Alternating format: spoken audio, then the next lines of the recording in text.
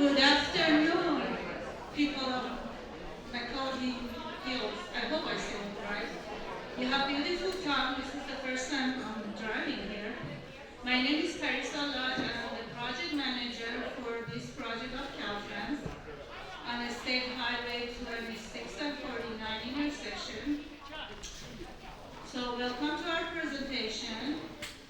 We do have some housekeeping. There are 2 bathrooms in the back next to the entrance and exit door, and we have 2 entrance doors, obviously. Good way to run out. And then we have some waters. Sorry we don't have any alcohol, but your bar stand over there if you need some fresh milk, just water. With that, we're going to start our presentation. I'm going to ask our Public Information Officer, Bob Telfel, to start the presentation. Thank you again.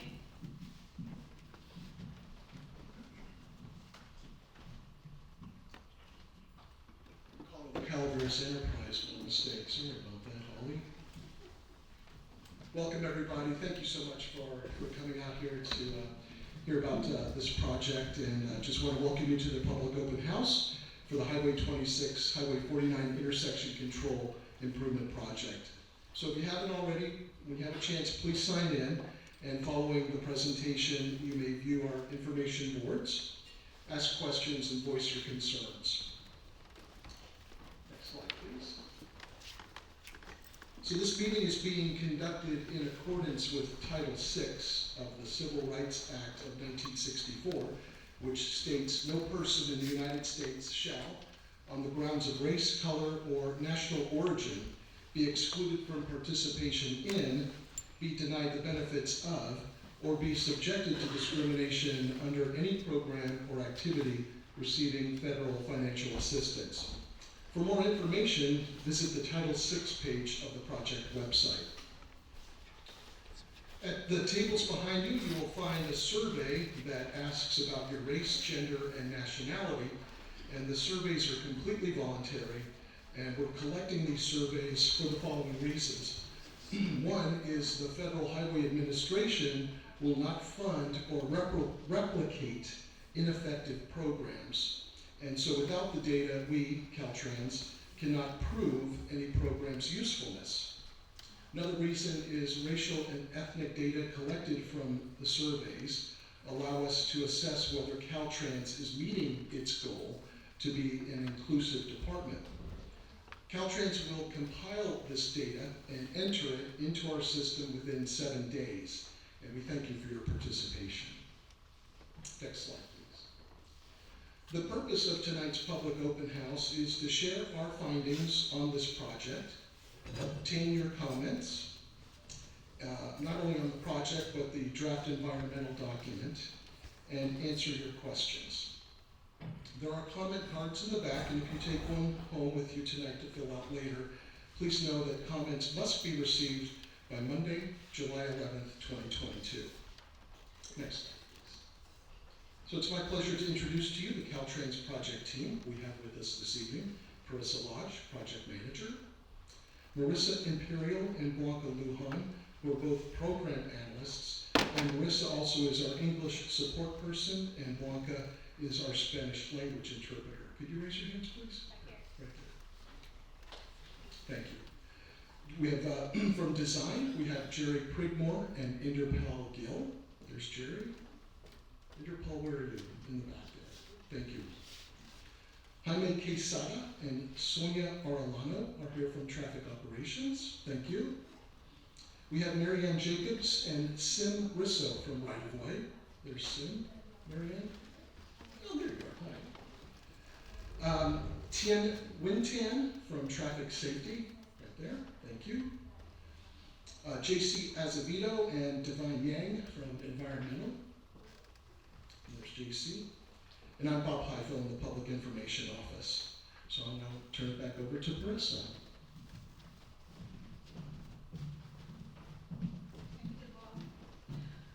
So the CalTrans proposing a roundabout on this intersection of 2649 on McCullough Hills. The reason it was because a collision report report was from CHP and a traffic investigation that conducted by our District 10, CalTrans, identified the pattern of collision that happened in this intersection. The proposal is for building a roundabout. And by law, we should have two alternatives. One, no build. It should be as a proposal also. So we have two alternatives. Build a roundabout to resolve that situation or do nothing. So this is the purpose and need of this proposal, to reduce the severity of the collision that happens, because it's a pattern of collisions that we look at those reports and investigate at this intersection. And then the need is to reduce the severity of collision because some motorists fail to yield at this intersection. And this is the safety reason that we are here.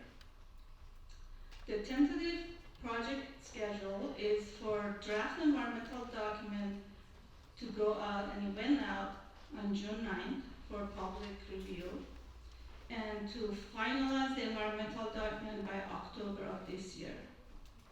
The right-of-way certification is scheduled to go out by May of 2024, and the project is ready to list. That means when it goes to contract or goes to bid, ready to bid on by the contractor on May of 30th, 2024, and approved construction contract. That means when the actual construction starts is estimated in October of 2024. And the project completion estimated as May of 2026. As I said before, that completion is mostly for paperwork. The actual project might close earlier. The cost estimate for this roundabout is about $10,451,000. And if we don't do anything, it doesn't cost the state anything. The fund is a SHOP fund, State Highway Improvement. Actually, this project is a safety improvement, so it comes from the safety fund as a state has it. With that, I'm going to hand it over to our designer, Jerry Pridmore, to explain about this alternative. And I want to mention again, if any of you have any questions, we have stations of right-of-way, environmental design, everybody, and traffic safety, operation, everybody's here standing by those stations as you see when you enter. If you have any question, you can ask, or you can write your question and we're going to respond to those. Thank you. Q&A at the end. Yeah, you can walk on to any of the stations and we're going to answer your questions, and I'm going to be there too. Thank you. Can we ask questions from the group to you all during the meeting or after the meeting? Yeah, we'll be standing by the boards, and then you can ask us questions as we're standing by the boards. Okay. Thank you. You're welcome. That way, people who are specialize in the area you're asking about will be there and can answer your questions. The problem is questions were only asked and answered in front of the whole population. Okay. I don't think we're gonna have the answer. I can't, Lee, I'm not gonna have the answer. excuse me, I can't change the format as a presentation now, so we're gonna go ahead and do it as we planned it. Thank you, Carissa. They don't know anything. Hi, everybody. Right, as Carissa stated, this project has two alternatives, the build alternative and the no-build alternative. Here we have a preliminary diagram of the build alternative, which proposes to improve the intersection with a single-lane roundabout. The diagram, the legend shows the different lines that are superimposed on aerial photography of the intersection. State Routes 26 and 49. We can see on the northeast corner we have Mokel Market and Frank's Cafe. And on the southeast intersection we have the Sierra Trading Post service station. The roundabout is laid out with black lines, and so here we can see the lanes, the shoulders. We can see the splitter islands, which are raised median islands, these trumpet-shaped things that funnel traffic into and out of the roundabout. We can see in the middle we have a raised circular island.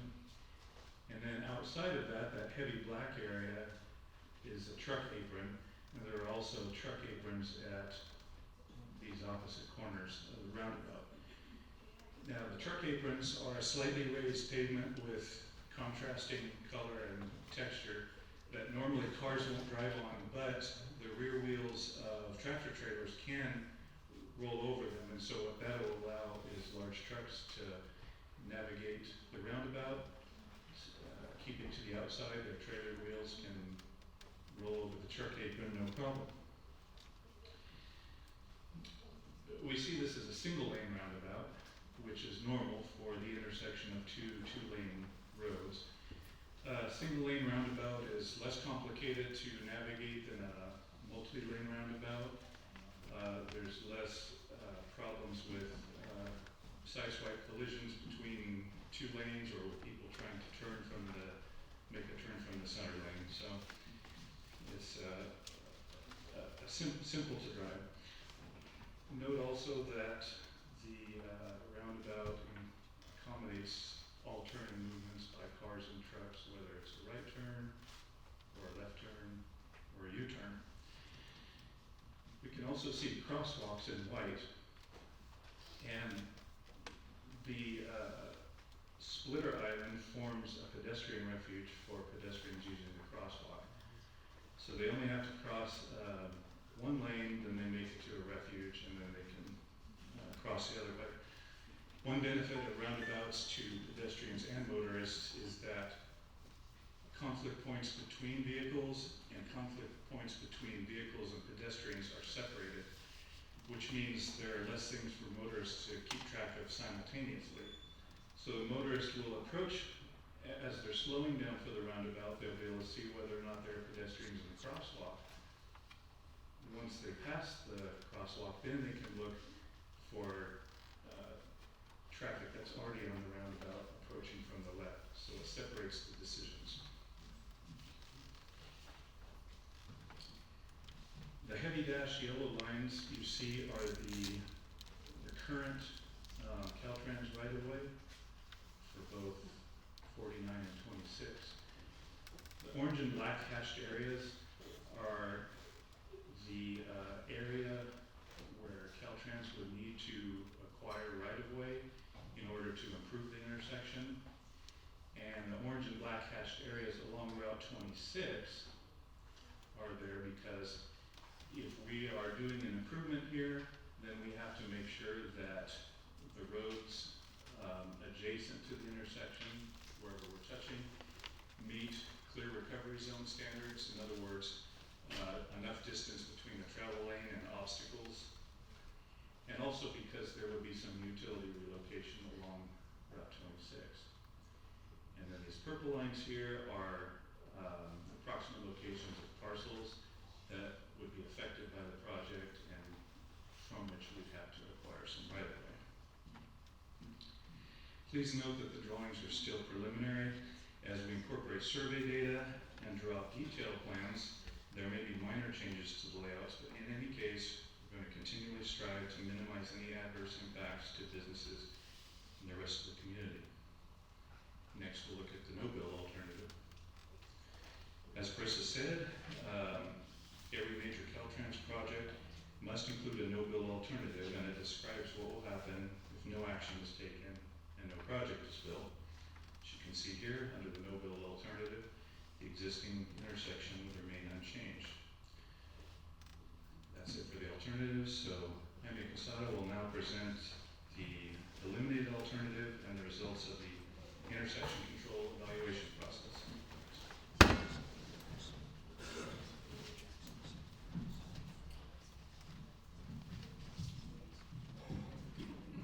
Hi everybody, how's it going? The eliminated alternative was proposed to be to install a signal at the intersection of 26 and 49. The alternative was dropped for further discussion after discussion with the project development team and supporting documentation during the intersection control evaluation or ICE process. The next slide. For what reason they come around? Oh, and we're going over there right now, yeah. So, yes, so the reason it was dropped was after, again, the project development team discussion and also our intersection control evaluation analysis, which Sonia will be talking about that one next. So there's some criteria that we analyze right here, and Sonia will come on up and give you a brief overview of that.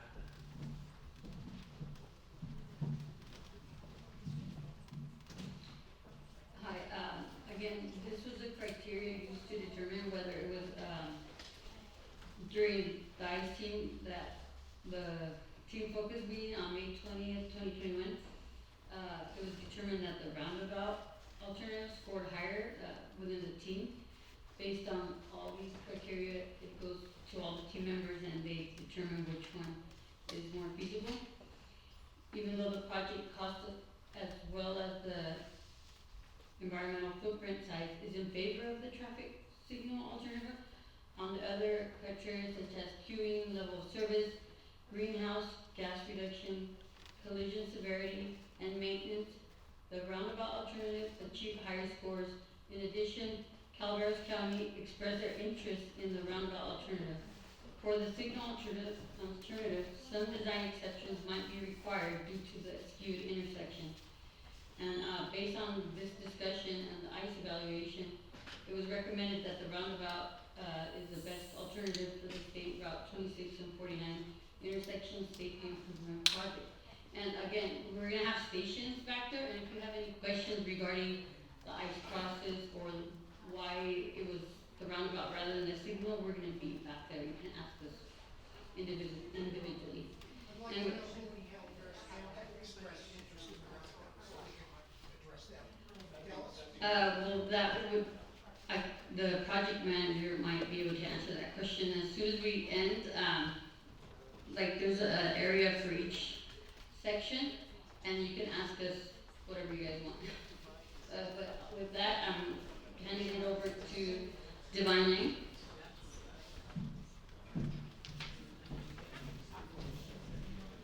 Thank you, Sonia. Good evening, everyone. My name is Divine Yang. I am the Associate Environmental Planner Generalist assigned to the Highway 2649 Intersection Control Improvement Project. With me here tonight is my senior, JC Azevedo. She is in the back over there. She is the Senior Environmental Planner and Branch Chief overseeing the environmental compliance. I will briefly go over the environmental process, the environmental technical studies, and the draft environmental document.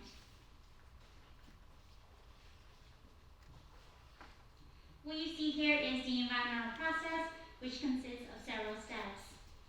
Preliminary analysis and scoping documents were performed in year 2020. A preliminary environmental analysis report was completed based on the environmental scoping documents, environmental technical studies, and the draft environmental document preparation occurred between year 2021 and 2022. Currently, as you can see on the process, we are currently on the draft environmental document circulation and comment period. This is when the draft environmental document is made public it's made available to the public and the agencies to review and comment on. After the comment period closes, all of the comments will be collected and formal response to substantial comments will be included in the final environmental document. Once all of the comments have been collected and responded to, the CalTrans project development team will meet to discuss and select a preferred alternative. The preferred alternative selection will be based on all the information gathered by the project development team and inputs from the public and the agencies.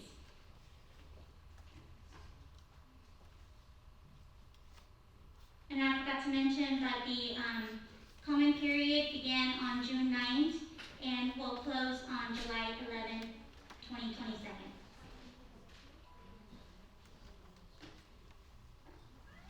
This is a list of the environmental technical studies that determined the existence and extent of environmental impact. These included air quality report, noise compliance study, water compliance memo, biological resources evaluation, no effect memo, historic property survey report, hazardous waste report, which include initial site assessment, scenic resource evaluation, community impact memo, and climate change memo. All of these studies are contained in Volume 2 of the draft environmental document, which is available upon request. The determination made in the draft environmental document depends and is based on the impacts and discussion made in the environmental technical studies, which are prepared by CalTrans environmental technical specialists.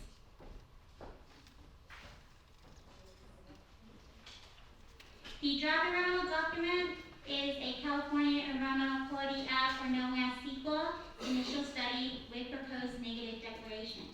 This means that there was no mitigation or significant impact as defined by CEQA. The determination made in the draft environmental document under CEQA are as follows. CEQA determination of less than significant impact was made for greenhouse gas emissions and hazardous materials.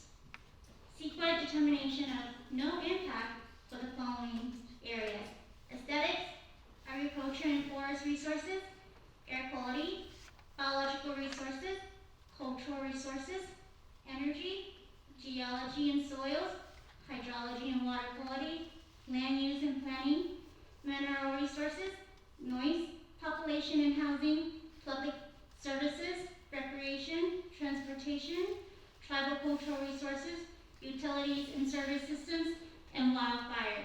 Again, there will be no mitigation requirement proposed for this project. That concludes the environmental portion of this presentation. I will now pass it over to Marianne Jacobs to go over the right-of-way process.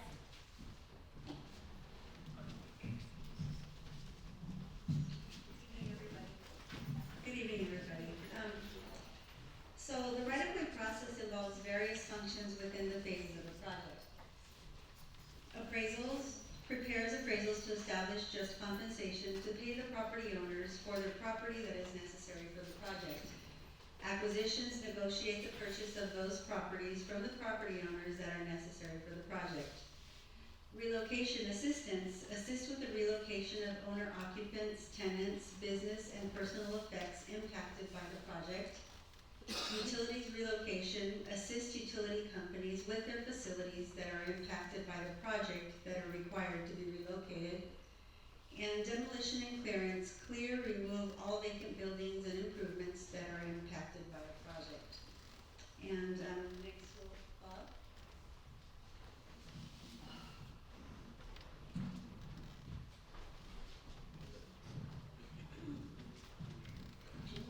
Fantastic. So for more information, please visit the project website, and we certainly appreciate your comments on this project. And there are 4 ways that you can submit your comments. One, written comments may be placed in the comments box here at this meeting. Verbal comments may be expressed directly to the court reporter in the back corner there. You may mail your comments directly to J.C. Azevedo, who's the Senior Environmental Planner for the California Department of Transportation. The address is on the screen. It's 1976 East Dr. Martin Luther King Jr. Boulevard in Stockton, 95205. And you also may email your comments directly to jc.azevedo@dot.ca.gov. Comments must be received by Monday, July 21st, 2022.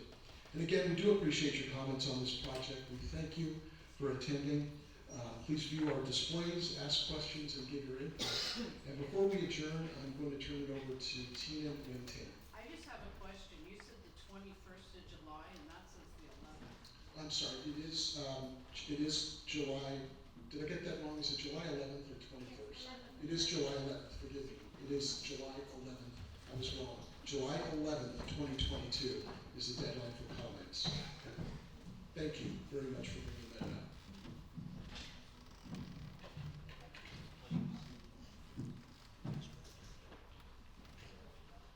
So good afternoon, everyone. My name is Tina Minton, and I feel that there are a lot of questions out there regarding why we chose the roundabout over the signal. So I included a slide to discuss the safety benefits benefits of the roundabouts over signals, and as you can see on the left side there, if we have a two-way stop control and we convert that intersection to a roundabout, the reduction of the fatal and injury crashes would be 82%, which means right now we have a four-way stop control, and we put that in as an interim countermeasures because there were some safety concerns. We have, as Marisa mentioned earlier, we had broadside collisions that occurred in the intersection over the course of 5 years when we evaluated the collision data. And the broadside coming from State Route 49 and 26. So with the roundabout, it allows the speed to be reduced, and also vehicles coming through the roundabout in one direction. So also the number of the collisions reduced, not only the number of the collisions that will be reduced, also the severity of the collisions. So when we put in a signal, we may have vehicles trying to run the red lights and speed through as they travel through the intersection. Whereas with the roundabout, the speed will be reduced from 45 miles per hour that we have here to 25 miles per hour. And then also the vehicles will be traveling in one direction. So the potential collisions that we will be seeing with the roundabout will be rear end or maybe a side swipe. But broadside and head-on collisions will be eventually eliminated. So with that, as you can see here, if we put in a signal versus a roundabout, the safety benefit will be 78% reduction in the fatal and the serious injuries. So property damage only, we're not here to address that. We're really concerned about safety is number one priority for CalTrans, and we're here to address the safety concern that we have at this intersection. So with that, we'll be back there at the board. I will be back there as well if you have any questions regarding the roundabout, how the roundabout will be operated, and why we chose the roundabout over the signal, more specific questions, and also the impact that roundabout will place to the adjacent property owners. We can answer those questions as well. So that's all I have. And Brisa, you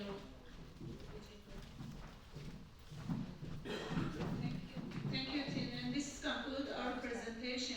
As Tina mentioned and I mentioned, there are stations for every single of those subjects that we talked about.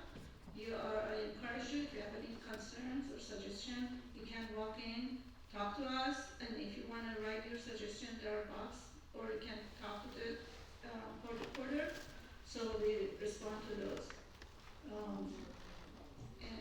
Thank you again for joining us in this presentation. We're going to be here until 6:30. Let's do the questions right here. Yes. With all your staff here. Questions right here. Questions here. Okay, so then we're going to refer to the specialty to answer your question. You're going to walk out. Questions right down here. Okay, hold on.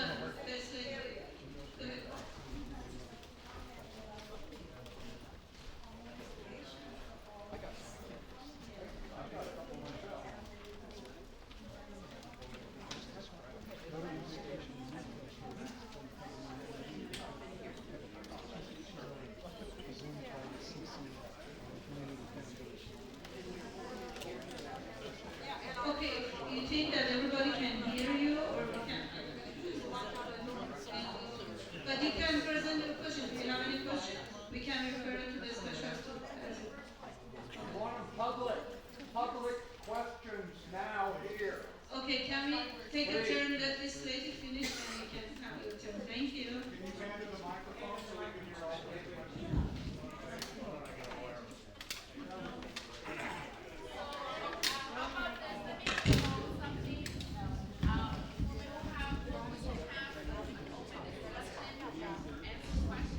Okay, I'm sorry, this microphone is not on.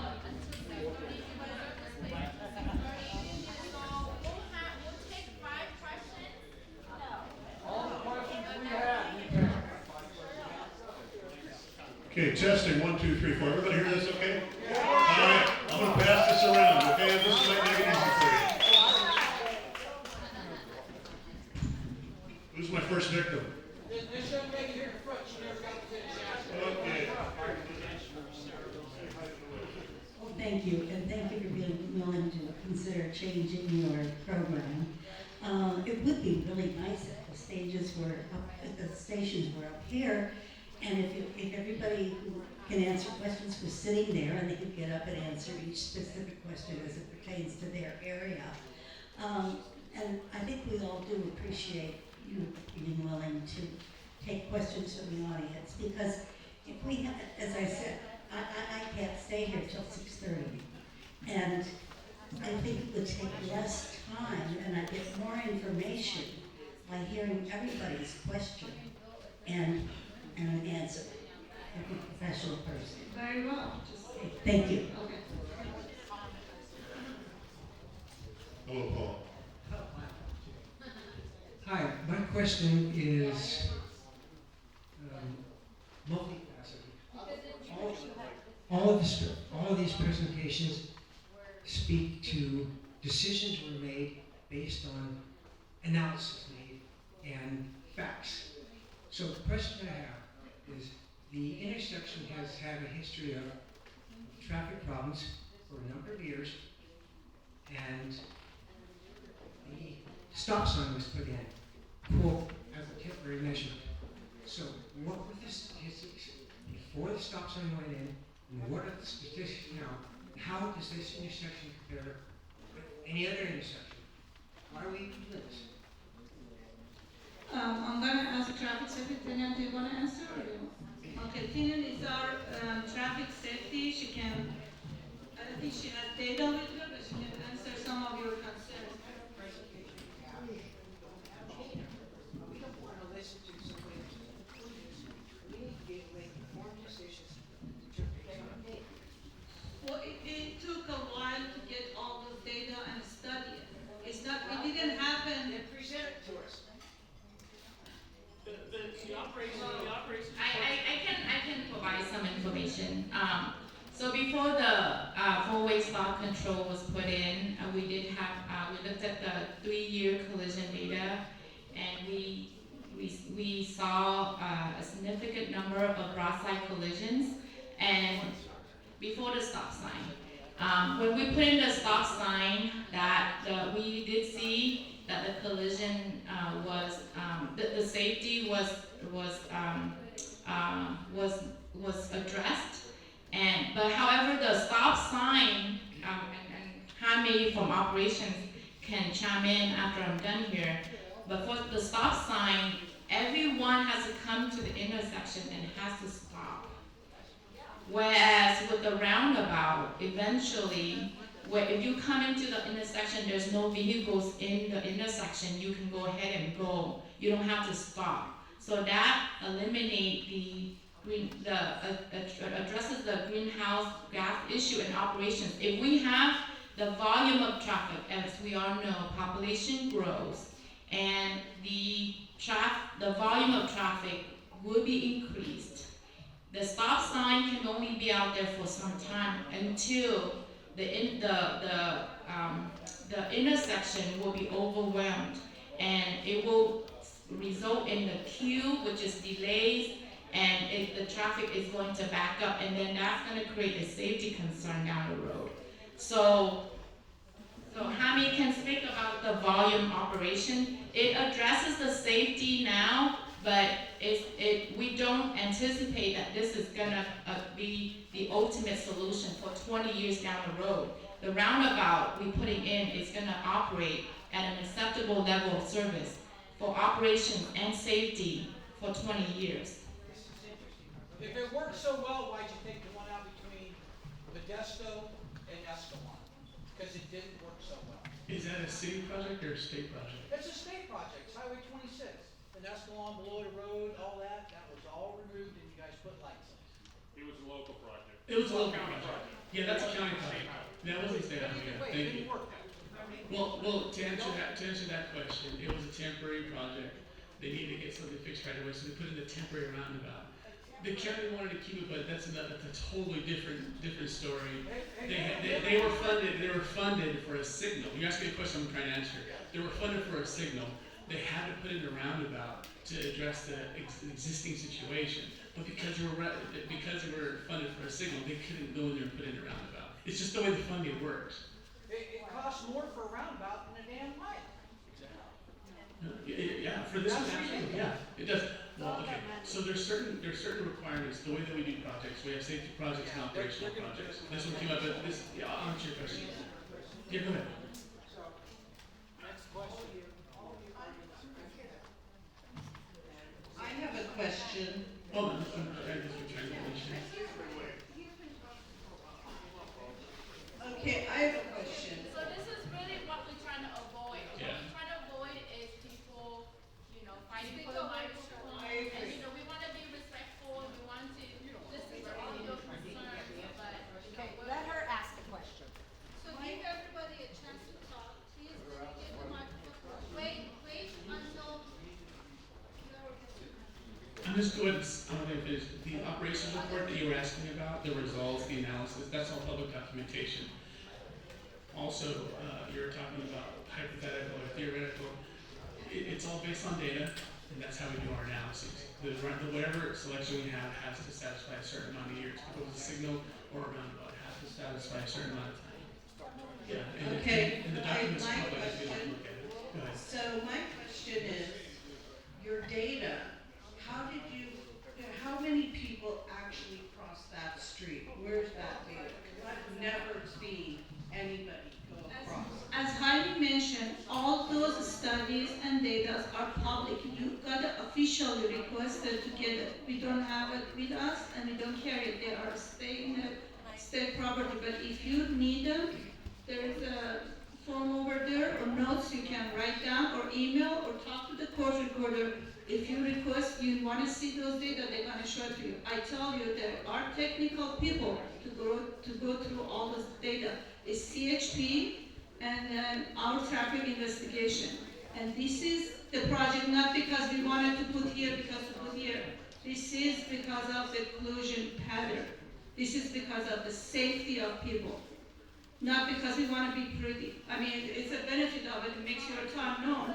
But it's not because we wanted to. It's based on data and our standards to improve safety. The stop sign is sufficient. It's pretty well. Stop sign is pretty.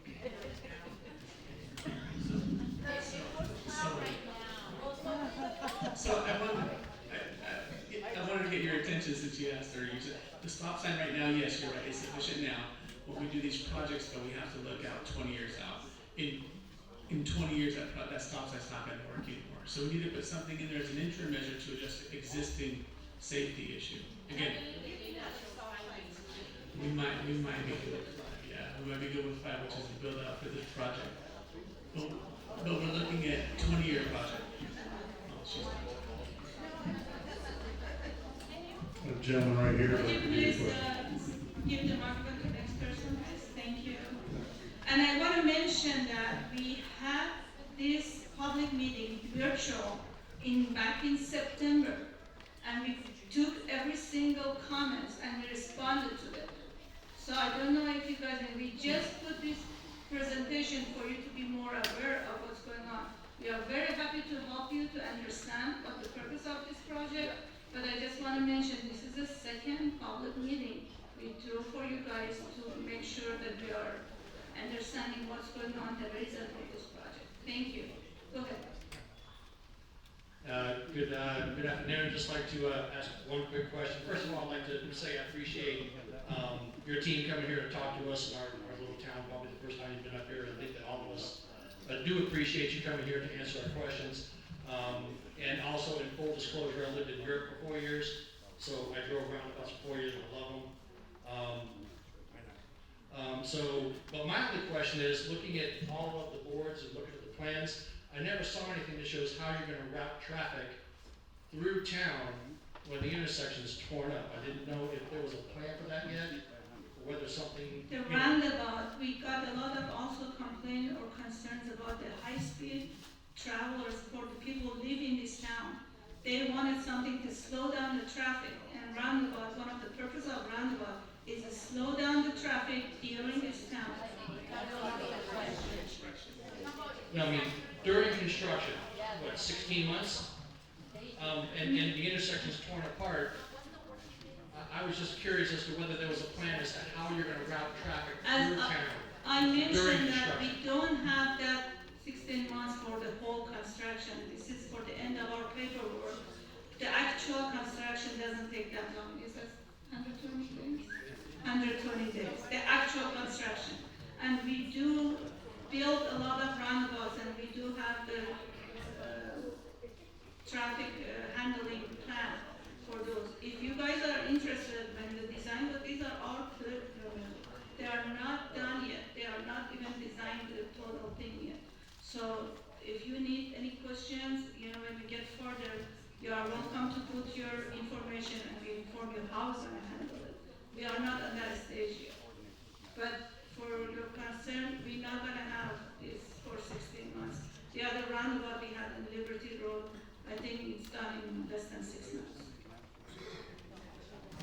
Okay, so And we don't plan to close the intersections. We're going to do work by stage to allow traffic to go through.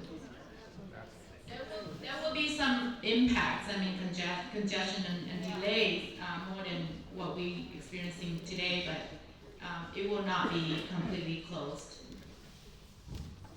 and my question goes back to you guys saying that you're gonna lower the speed limit to 25.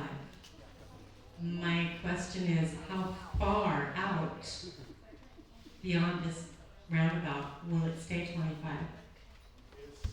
It's full throttle after that. I live on the corner of Main Street and 49, and no one does 45 as it is. I realize that it's full throttle. The 25 is just what's required to negotiate the roundabout. So Well, I think it should be lowered longer than that, all the way to Main Street. We're horrible out here. It's bad now that we have a stop sign and it's regulated and you get one car, then another, then another.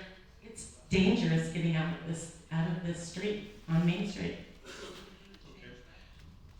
They're gonna change that too? Oh, okay. Yeah. So from a design standpoint, yes, the speed is reduced from whatever the speed limit is on the approaching roadways just at the roundabout in order to negotiate. As far as beyond that, and changing the speed limit on our facilities farther away from that isn't something we can address here, and it would be a good thing for you to comment. Yeah, because that needs to be addressed, and I have another thing, but it's very personal about where the water goes off the road, but I don't think that that's able to address here. I know that they've done, what are they doing, the measuring? They've surveyed all the way to my yard, and way beyond, I think all the way to Wendell's. And I think that speed limit needs to be addressed with this roundup. Keep people at 25, make them get way out of the way of our town. So with the speed reduction, we have speed zones that are established. I'm not sure the specific location, if it is within the existing speed zone. If it is not, then it's governed by California law. That is going to be, if it's conventional highway, it's gonna be 55 miles per hour. If it's a freeway, 65 miles per hour. So if the stretch of if it is 45, then it is within the current speed zone. And we can certainly look into reducing the speed. There is a new law, the speed law that came out beginning of this year is called AB 43 law, and which gives us the opportunity to reduce speed where we can. So I can take down your information and get back to you on that.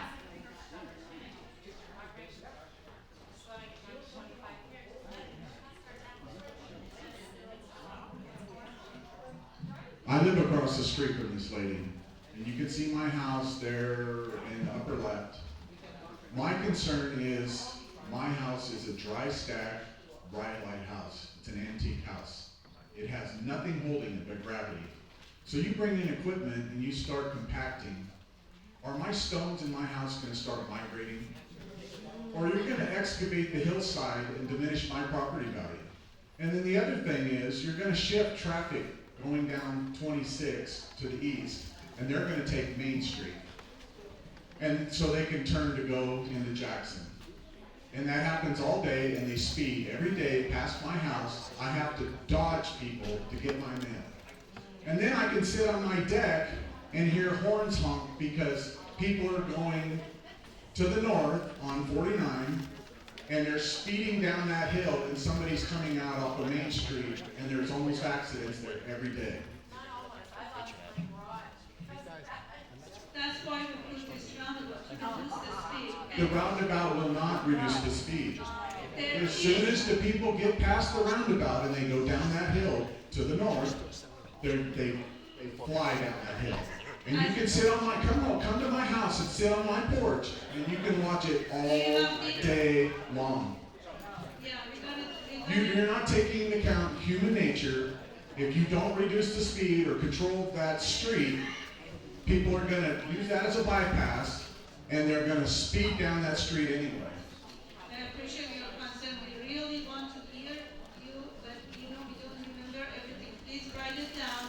I did email. I said the survey crew came and they surveyed the right of way. Then they came back a couple of weeks later and put some markers in the middle.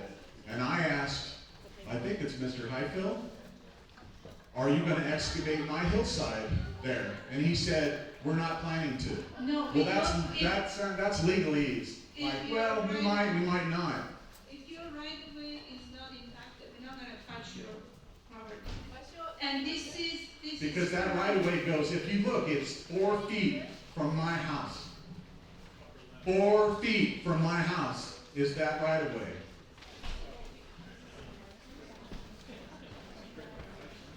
Same here. Okay, Jeremy is going to answer. Please be patient. Okay, Thank you.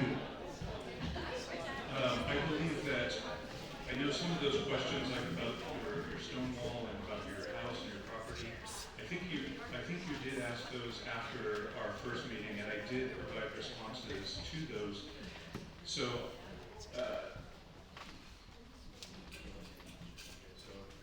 and this is your property? Yes, sir. Okay. This is the existing right-of-way. Now, the surveyors are going to come through, and they're going to survey everything within that right-of-way or within the area we think we're going to acquire. It doesn't mean we're going to be doing work everywhere they surveyed, but we need to have their surveys beyond where we're working because we have to tie into what's existing. As you can see here, we're not widening the roadway through there, and we're not doing. I can't speak to what might happen decades in the future. Well, I can't address that because I can't address what somebody might come. Sure, I understand, but I'm. I go to sell my house, and the real estate agent, I have to disclose, they're going to put a roundabout in a name, excavated hillside. No, we're not excavating the hillside because we're not doing anything right there that would require excavating the hillside. As far as what might happen, 20 years in the future with another project down the road, there's no way I can speak to that now. But we're not proposing anything that would require us to touch the hillside, and I don't want to because that's once you do, then you've alter the character of it, and it's more work and expense. So, as I mentioned, the impacts are going to be where we have the hatched area. And again, on 26, it's because right now we don't meet our requirements for clear recovery zone, and we'll have some utility relocation through there. Even here, we're showing acquiring right away, but because of the hillside there, I'm not sure how much we'll actually be able to. Any other question? Where's the microphone? Hold on.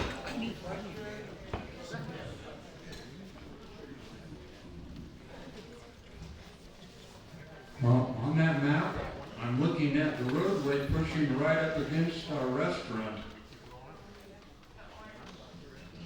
Are you going to bulldoze the restaurant, or are you going to build a road right next to the building?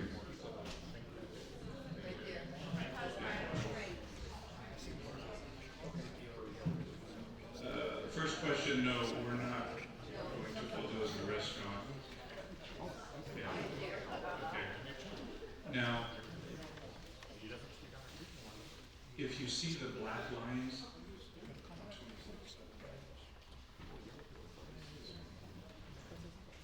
right. So we're not doing widening on 26 here. The widening or the increased footprint is going to be in the intersection for the roundabout. So our roadway is not going to be getting closer to the building. I'm sorry, I didn't hear that. The upper side where it's right against the building, the orange driveway. Right, yeah.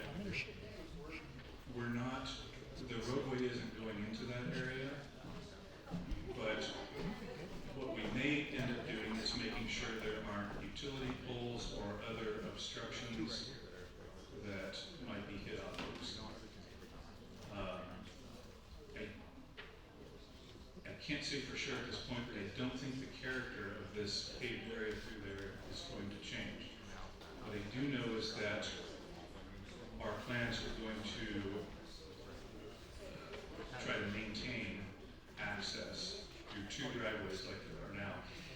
And we actually, the access in and out of the relocated driveways and the circulation in and out is on a paper that we have with us over at the station that we're going to be have overhead installations for.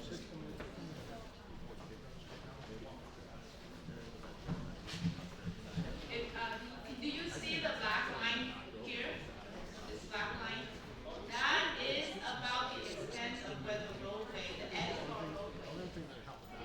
This is if you see this black line, this is where our roadway is potentially going to go. Now, we don't have detailed survey data and design information to complete the layout yet. This is a schematic drawing at this time, but we're looking to be about somewhere in this area where the roadway is going to be.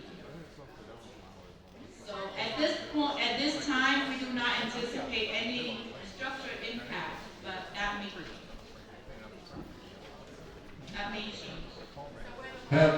Question number two. Has the impact been studied of failing to provide a place to move the traffic that exists now during the construction? Has that impact been studied of running traffic through a construction zone for 16 months? So as we mentioned earlier, construction will only take approximately 6 months. The actual construction will take about 6 months to build the roundabout, to take out the existing roadway and build a roundabout. So during the 6 months, we will have staged construction, which means we're gonna shift traffic to certain lanes so that we can do the work in certain areas. So it's going to be, as we move, construction moves along, there's going to be different stages of construction to shift traffic through. There will be some delay and a little bit of a congestion than what we see today, but that's just with any construction. You know, there's gonna be that, it's gonna get worse, it gets worse before it gets better. So it'll be better after construction. When it's done correctly, traffic is diverted. When it's done correctly, traffic is diverted. That depends on whether you have local facilities that can take diverted traffic. Every project is different, and so if the community doesn't have roadways that can be used for detours, then we have to route all the traffic through the construction zone. So we'll come up with part of our plans, and we're starting the process where we do detailed plans, is to come up with stage construction and traffic handling plans, and that's when we figure out the best way to route traffic through with the least impact. We also have traffic management department that helps us determine those plans and also make sure that the hours we're working and the way we stage things have reason. So that's something that's part of the phase of the project that's starting. This site is not really remote, as you can see. If we're going to build temporary roads to divert traffic, that's gonna create impact to adjacent properties. And what our intent is to minimize impacts to adjacent properties. Another question here. Just quick, I was just curious, so there's two proposed options. One is a roundabout, one is no roundabout. Is there a way that we express our desire to have or not have, and will that be considered, or is this already something that's gonna happen, whether we want it or not? We're gonna record all your concerns and we work on it through upper management to see what we can do by the law. Because we have to address those safety issues in this location. So consider this, we usually consider when there is fatality, right? So fatal and serious injury, those causes this issue to come up. We are not here for fender bender. So we are trying to save some lives. We might not succeed, I don't know, but there are reports of it and records of it. That's why this project is here. So if you're concerned about, I don't know, yourself, your neighbors, your kids, you know, this is why we are here. We are not here to just build a project. Be very cautious of priority, what project goes through. I have a question. Do you have any data on the fatalities in roundabouts? As I mentioned, yes, we do have, and if you're in, fatality in roundabout? I mean, just personally, I have seen road rage, and I have seen confusion, and I have seen fatalities. And this is in Manteca, where my granddaughters live. Her mother almost got hit by a car there.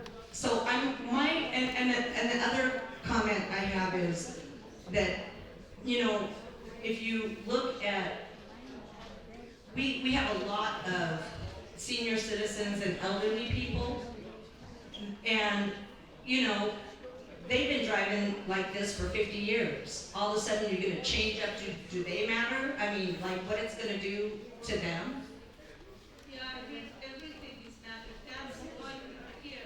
Well, I just think confusion and road rage and other things you need to consider. We 95 years old, no problem with roundabouts. Thank you.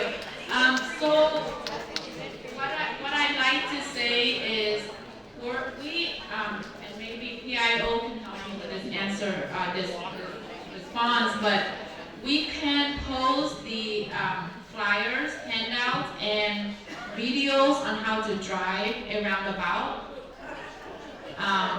And you know, it's just like signal, when we put in signals, we didn't know how to drive through a signal years ago, right? And we learned how to drive a signal. I know that the roundabout is a new concept, and we can learn to drive the roundabout if there are information out there and videos that we can watch and we can learn. So Roundabout has proven not only California, not only at CalTrans statewide, but also nationwide, that it has a tremendous safety benefit. I really encourage you to drive some roundabouts in states that someone of it is close to you, maybe Liberty Road in Lake Tahoe. If you guys have ever traveled, there are a lot of roundabouts on state highways, and the benefit of it slows down the traffic, and you don't wait for signal to turn back on, or you don't wait on stop sign, somebody hits you from back. I know it's a learning curve for everybody to get used to it, but when you get used to it, you don't even notice that you're passing through roundabout. But it has a benefits for you. And sorry, Teresa. One last thing, we did have a couple other roundabouts that, I shouldn't say many, we have many throughout the nation. Other states have put in a lot of roundabouts. California, we have put in a few, and District 10, we have put in a couple. And what we have learned, that a lot of people were opposed to roundabout, just like you guys, some of you are here today. But after we put in the roundabout and they drove the roundabout, they come back and say, we love the roundabout. We don't want it to take out. In fact, I have another project where we put in a roundabout as a construction staging only for construction, but the ultimate was a signal, and people came to us and said, don't take that roundabout out. We don't want a signal anymore. We want a roundabout. So there's definitely going to be a learning curve, but I think, and I can be wrong, but years down the road, you guys may come back and say, we love it, because the speed is actually going to be reduced, not by the sign, because the curve and the geometry of the roadway, the curves that we put in that forces the drivers to slow down. Generally, addressing roundabouts, the one in Plymouth on Highway 49, is anybody familiar with that on the panel? On the panel from CalTrans. Yeah, we have supporters. Is anybody on the panel familiar with that roundabout? Yes. On the panel. There's got to be someone. Do you know about the limit when he's asking? Yes, that's the one.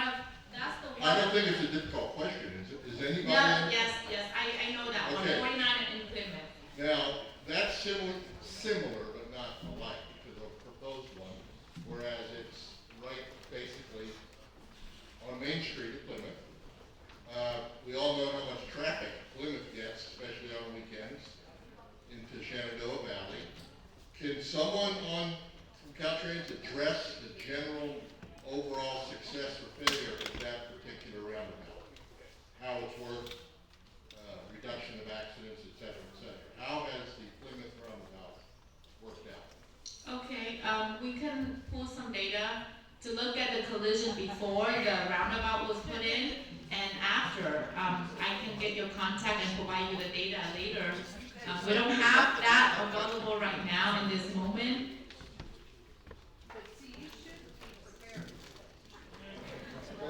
I wish I know the questions in advance, just so I can be more prepared. Okay, can you pass the microphone to Jeff? Maybe. I had opportunity to go through the roundabout in Highway 88 and Liberty Road. And one of the things that is prominently different about this idea and what they did there is that everything is flat there. Out here, you have 26 coming down the hill, 26 coming up the hill, 49 coming around a curve, 49 coming up a curve. And it just doesn't seem as though it would work nearly as well or as safely unless you had this flattening of the ground it's going to be put on, because you can't always see what's coming in a roundabout, and you wind up sometimes getting stuck because you haven't been able to sneak in. To respond to that? In any area like this where you have a lot of topography and have more interesting terrain than where I live, you're always going to have challenges with that. You have challenges with grading the roadways, with drainage, and all kinds of things that we're going to have to look at and design to take care of. As far as being able to see traffic coming from another direction, the traffic that you need to look out for is the traffic that's in the roundabout and coming to the left, or is coming from the roadway. I understand that, but you don't always, if you're here, you don't always see the traffic that's coming around until it's practically on you. Right. Well, part of the thing is that for the design, we have standards that we have to follow for sight distance, which means we can't build something where you can't tell what's coming. So that's one of the things we're going to have to design for when we do this. We're going to have to make sure that there's enough sight distance to see what's coming into the roundabout and what's already on the roundabout. So we have to take care of that issue. And how much time will that add to the current picture of things? It's always something that we have to do. We have a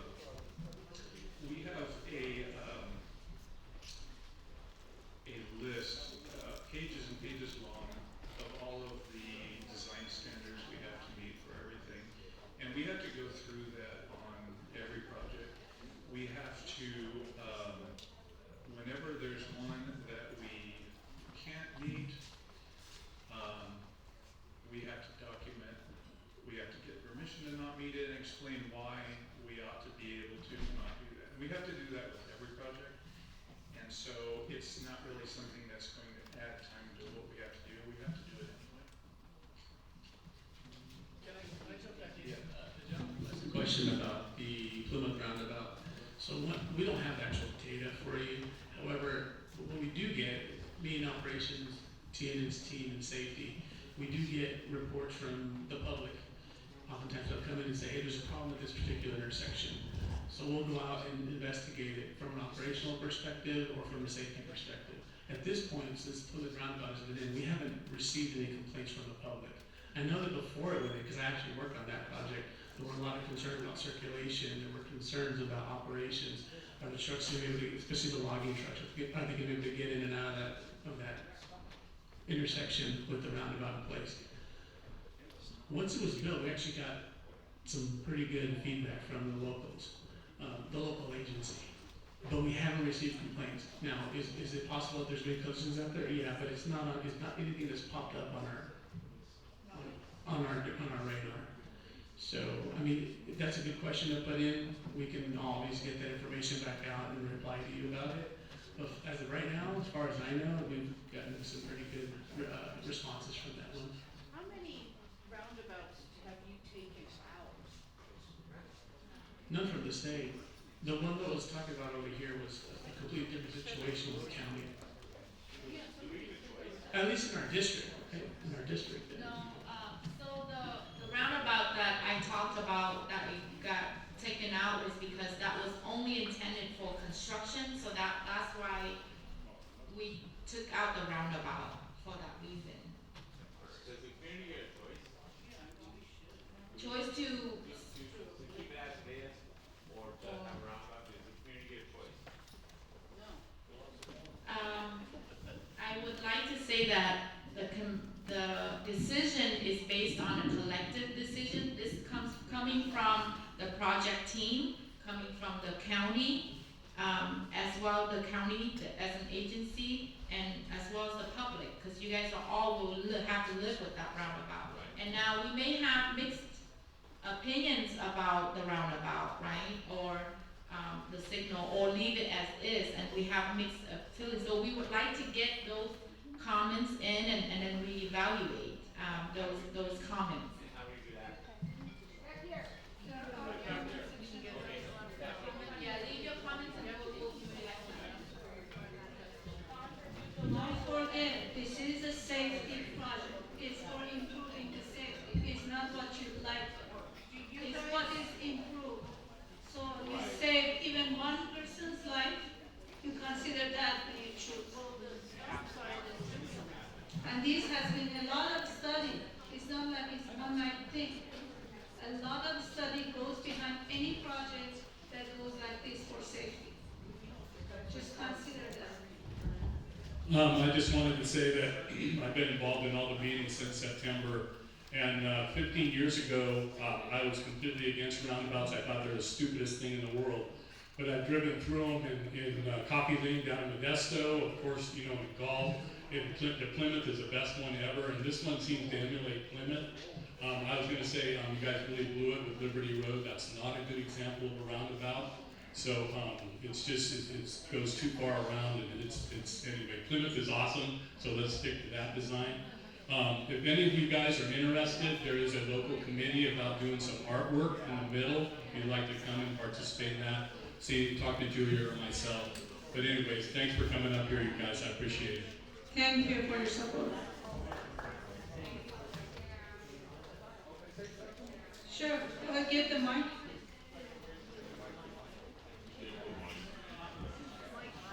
We like the positive comments. Keep them coming. Yeah. I mean, you guys are talking about safety 20 years from now. You guys are talking about safety for like 20 years from now. Right now, 13 corners and the road going to West Point, there's really 1 inch of white line in the bank or the cliff. I would think the money was well spent there and put some 25-mile-an-hour signs through town. Be way better. Have any of you driven that 26? And if we have to go there with low beds, because that's the route you guys take us, it's terrible.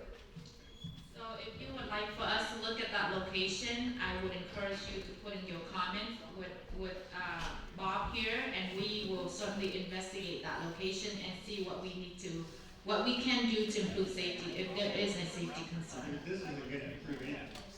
You ain't slowing cars down. Now they're stopping and taking off. And you guys are just keeping it moving, so they're just going faster. Exactly. You cannot because of geometry. There is a curve.